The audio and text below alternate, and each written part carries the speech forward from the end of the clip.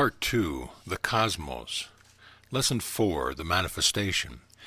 This is the arcane teaching regarding the process whereby the unmanifest becomes manifest, the latency becomes activity, the possibility becomes actuality, the potentiality becomes reality, the promise becomes fulfillment. Listen to the aphorism. Aphorism 6. During the eons of the cosmic night, the law dwells alone in solitude. The cosmos remains resolved into its condition of the unmanifest, the infinity of nothingness. Then comes the dawn, when the law superimposes the infinity of nothingness and causes the unmanifest to become manifest, the nothing to become everything, latency to become activity, potentiality to become reality, promise to become fulfillment. At the extreme swing of the pendulum of rhythm, at the point of the cycle in which end fades into beginning, the climax of the cosmic night is reached in the form of absolute rest, extending over eons of time. Then after the eons of the absolute rest come the first activities of the future cosmic day. During the cosmic night, as the aphorism states, the law dwells alone in solitude. The cosmos remains resolved into its condition of the unmanifest, the infinity of nothingness. Then begin the first stirrings of the birth of a new cosmic day, which the aphorism describes as follows. Then comes the dawn, when the law superimposes the infinity of nothingness and causes the unmanifest to become manifest, the nothing to become everything, latency to become reality, promise to become fulfillment. Let us consider what is meant by the words of the aphorism. The first step of the new activities is indicated by the words, the law superimposes the infinity of nothingness. These words, at first consideration, would seem to indicate a decided action of the law in the direction of superimposing infinity. But such is not the arcane teaching. The teachers hold that the law exerts no different degree or kind of power at the period of the dawn than at the period of dusk, no more at the period of high noon than at the period of midnight. During the cosmic day and cosmic light, the law is unchangeable and constant in its power and influence. The difference is caused by the cyclic swing, or rhythmic movement, in the cosmos itself, manifest or unmanifest. The law is over and above rhythm or cyclicity and any of the 7 laws and is changeless. The cosmos, on the contrary, is under the 7 laws superimposed by the law and is changeable, constantly changing. The difference in the degree of power received from the law is due to the changing condition of the cosmos or infinity.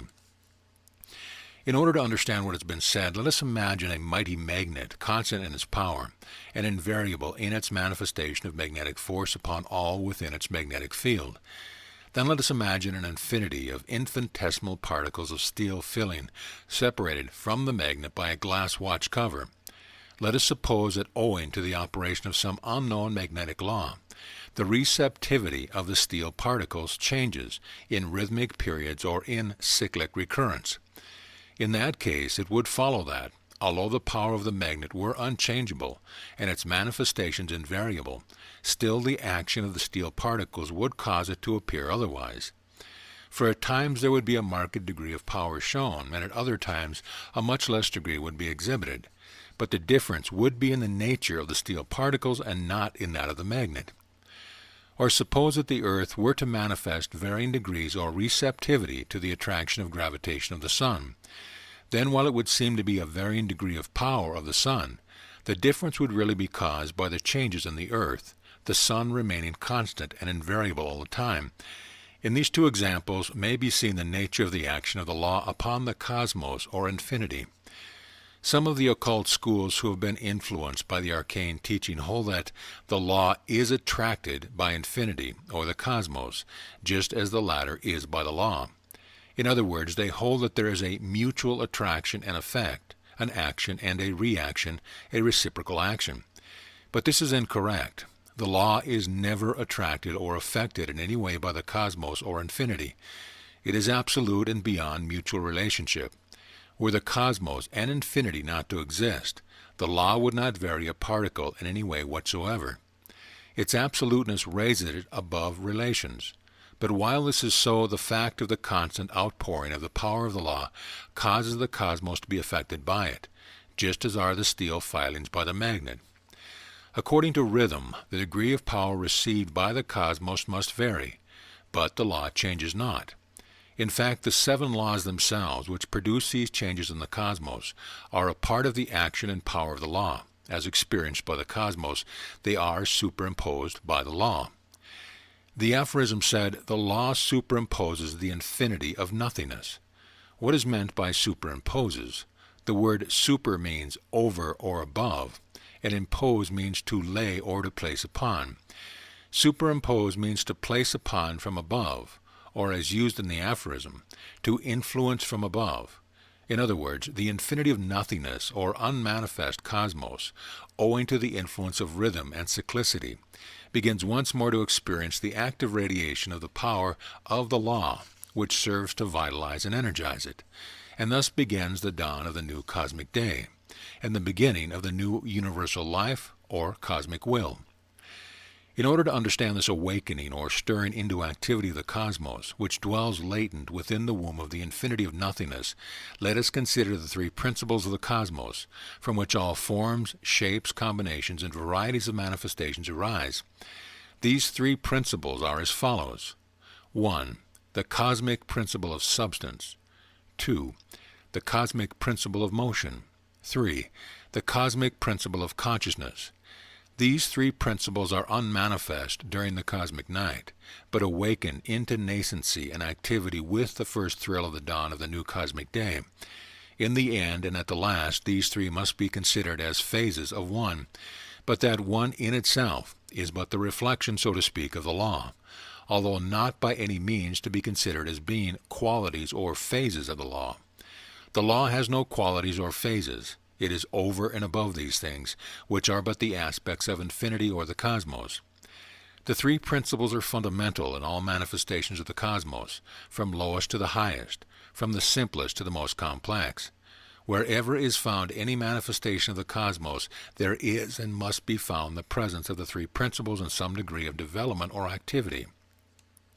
If you prefer, you may think of the cosmos as consisting of merely these 3 principles, manifest or unmanifest. These 3 principles we can never know of themselves. We know them only through and by their manifestations. Let us consider them in detail by the light of the arcane teaching. 1. The first principle, substance. Substance, as the term is used in the arcane teaching, means the underlying body of things, their material quality. Everything that is manifested in the cosmos has its body or material quality. Substance includes all that we may think of as matter, in its various degrees of solidity or lack of solidity, from the hardest steel or granite to the most rarefied gas or vapor known to science. It includes all that science dares to think of as a material body, even in the highest flights of its reason or imagination, and in all that lies beyond these conceptions. The field of substance recognized by science as compared with the real extent of the principle of substance is no more than a hairline drawn across a yardstick. There are forms of matter as much more solid and dense than steel or granite, and as the latter are more solid and dense than hydrogen gas. And at the other end of the scale there are forms of substance that could not be described in words, so near akin to nothing are they. Between these 2 extremes there lies a bewildering number of degrees. That which science calls electricity and other subtle forms of energy are not energy at all, but merely energy or motion manifesting through subtle forms of substance which act as its body. There are forms of substance many times finer and rarer than even these. There are bodies worn by beings on higher planes which are finer and rarer than electricity. Even the ordinary astral bodies of being on our own plane and stage of development are far rarer and finer than is electricity or the finest rays of light or magnetism. These bodies are just as real as is the piece of the hardest steel, through which they may pass as easily as the X-rays pass through stone. The universal ether, which science assumes to be extreme limit and infinity of subtle tenuity and fineness, is solid and compact when compared with many of the higher forms of substance. So much for manifest substance. Unmanifest substance is held by the arcane to be identical with pure space. In the preceding lesson, you have seen that pure space is considered as nothing. This nothing is merely the extreme limit of the fineness or rareness of substance. Space is not a mere idea. It is substance carried to its extreme highest limit. The Arcanes do not object to the term abstract substance, although they do not regard abstract as meaning not. One of the old Egyptian hierophants was once asked by the ruler of Egypt, "What is that which would exist were there no universe, no gods, no anything?" His answer was space, and this pure space is the unmanifest cosmos in its aspect or principle of substance. 2. The second principle, motion. Motion, as the term is used in the Arcane teaching, means the underlying energy, force, or motive power of things, their quality of action. Motion in the Arcane teaching is the principle in which is gathered the cause of all that we now know under the names of energy, force, motive power, action, activity, attraction, repulsion, or any and all kinds of degrees. Without motion, there could be no activity, energy, or force of any kind. We are familiar with many manifestations of the principle of motion, such as gravitation, cohesion, chemical affinity, electronic attraction, expansion, contraction, centrifugal and centripetal force, the motive force or energy of light, heat, electricity, magnetism, the energy of ultra-electric rays, etc. But these are only a very small fraction of the forms and varieties of energy and force known to the advanced student of the Arcane teaching, not to speak of the masters or those on higher planes of life. There are finer forces not dreamt of by even the most daring scientist. Motion, like substance, is found in each and every manifestation of the cosmos. Wherever there is substance, there is motion. In its highest form of manifestation, motion manifests in vibrations of such exceedingly high degree and effect that there seems to be a condition of absolute rest. This condition is the one existing before the first stirring of the dawn of the new cosmic day.